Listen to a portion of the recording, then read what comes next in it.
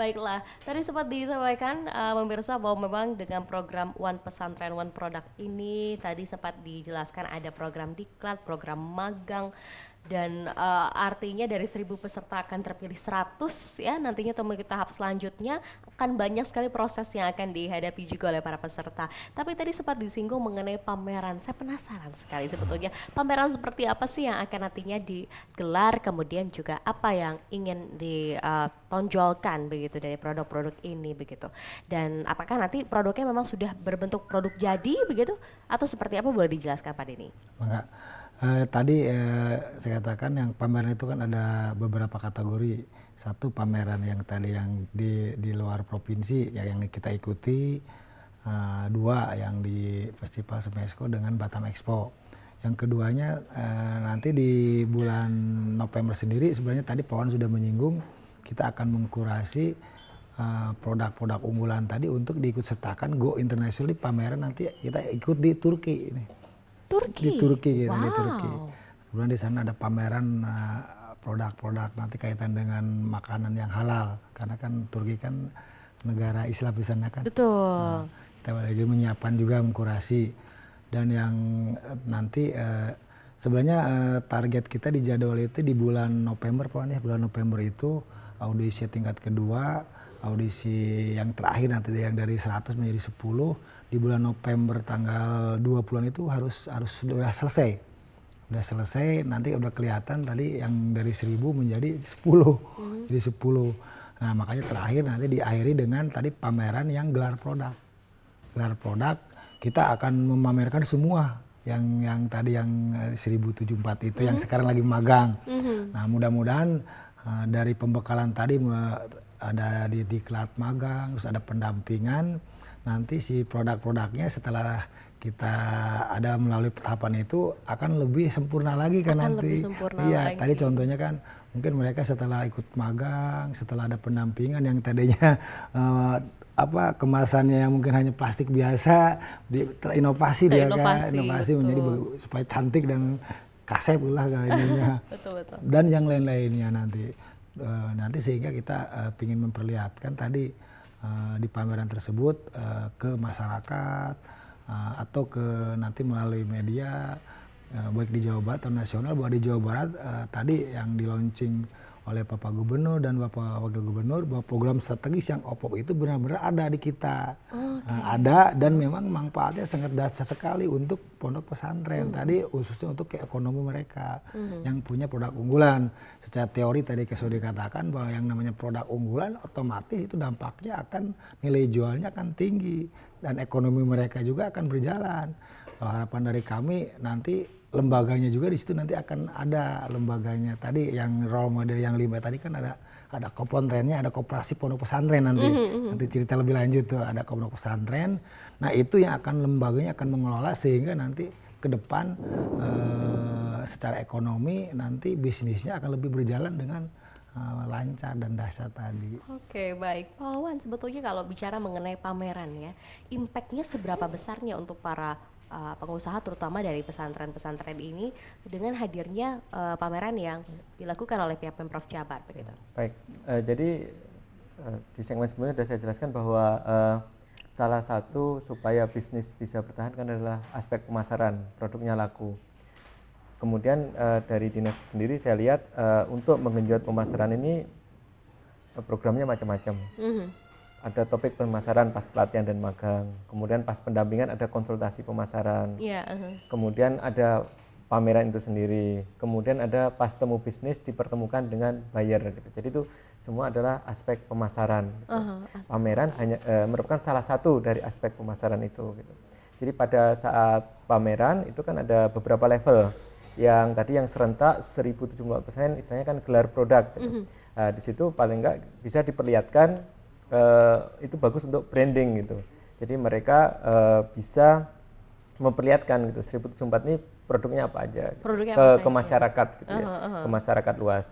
Kalau mereka pameran sendiri-sendiri tentu biayanya mahal ya, tapi kan kalau misalnya digabung bersamaan mungkin bisa menghemat. Kemudian selain itu, selain pameran, bentuk yang lain yang bisa meningkatkan penjualan tadi nanti adalah temu bisnis gitu. Jadi nanti akan ada temu bisnis lagi gitu. Tadi bisa istilahnya pembeli atau off taker yang sifatnya online. Online itu maksudnya e-commerce, misalnya Bukalapak, beli di Tokopedia, atau yang sifatnya offline gitu, misalnya Safira gitu. Seperti itu. Wow. Jadi pameran merupakan salah satu cara pemasaran untuk meningkatkan penjualan dari koperasi pondok pesantren. Tapi tentu untuk jangka panjang seperti diungkapkan Pak Denny perlu ada kelembagaan koperasi pesantren gitu. Kelembagaan. Jadi harapannya kan ketika program ini berhenti, bisnisnya kan tetap jalan. Gitu. Iya, betul. Sehingga ya harapannya tahun depan yang komponen-komponen unggulan tadi yang 100 itu masih bisa ya diikutkan pameran-pameran berikutnya gitu oleh dinas seperti itu. Seperti itu. Karena pembinaan kan harapannya tidak hanya berhenti setahun tapi bisa berkelanjutan. Terus menerus berkelanjutan begitu ya. Kemudian diharapkan ke depan usaha pesantren atau koperasi pesantren ini juga mandiri gitu. Mandiri. Oleh karena itu nanti emang harapannya perlu dibuat semacam komunitas bisnis pondok pesantren. Sehingga dengan jadi ibaratnya kan dinas atau balai ini kan membantu misalnya ibarat bayi belajar berjalan gitu. Nah, komunitas bisnis ini bisa membawa koperasi pesantren untuk berlari gitu, Berlari. seperti itu ibaratnya. Jadi dengan adanya komunitas bisnis yang sesuai produknya, komunitas bisnis pertanian, komunitas bisnis perikanan, komunitas bisnis peternakan, diharapkan antar pesantren juga bisa saling membantu gitu. Dengan demikian mereka bisa mandiri gitu. Jadi ketika program ini selesai, mereka bisa mandiri. Harapannya seperti itu. Oke, baik. Terakhir, Bapak, hadiah apa sih yang akan didapatkan oleh para pemenang nantinya, dan untuk yang tidak terpilih ya, apakah mereka juga akan tetap dapat pembinaan atau seperti apa? Silakan, Bapak. Sebenarnya yang tadi yang 1074 itu sebenarnya udah mendapat pembinaan. Mendapat pembinaan ya. Tadi mulai tadi magang, pendampingan, Betul. mereka tetap sama. Betul. Cuman memang di situ karena ada bentuk-bentuk lain kayak tadi kayak ada pendampingan, ada pelatihan, ada pembinaan lebih lanjut, dan nanti yang membedakan mungkin nanti ke pasar Pak Wan ya. Pasar karena namanya pasar kan tadi ada yang luar provinsi, ada luar negeri. Kita tidak mungkin kan ya, tidak mungkin membawa semua. Ya akhirnya harus diseleksi. Nah itu mungkin pembedanya. Pasar, udah gitu nanti mungkin ada modal usaha, modal kerja yang bisa diakses oleh mereka, baik itu lewat perbankan atau non perbankan gitu. Nah kalau harapan saya ini karena program ini berjalan selama 5 tahun, ini nanti adanya sinergitas dan kolaborasi antara provinsi, kabupaten. Provinsi dan kabupaten. Ini kan program unggulan Jawa Barat yang sangat strategis. Ini mudah-mudahan nanti ada tadi kolaborasi dan sinergitasnya dengan kabupaten sehingga nanti ya apa yang dicita-citakan bahwa pesantren itu menjadi pesantren yang mandiri. Harapan saya sih karena di sini kita membina kaitan dengan koperasi dan UKM, ya lembaganya koperasinya harus jalan. Menjadi koperasi kelas nasional, menjadi koperasi kelas dunia. Harapan kami ke depannya, karena ini kan tahapannya masih ada 5 tahun lagi nih kita program ini selama kepemimpinan Pak Ridwan Kamil dan Pak Uya, Pak Wan ya. Nah, kita ada 4 tahun ke depan tadi, sehingga kalau tercipta pesantren-pesantren itu yang minimal tadi ada 1000 tiap tahun 1000, mereka jalan, ekonominya, lembaganya jalan. Udah mereka tidak usah ke kota, di pesantren di desanya sendiri ekonominya akan bergeliat, akan mandiri kan, itu dahsyat sekali kan.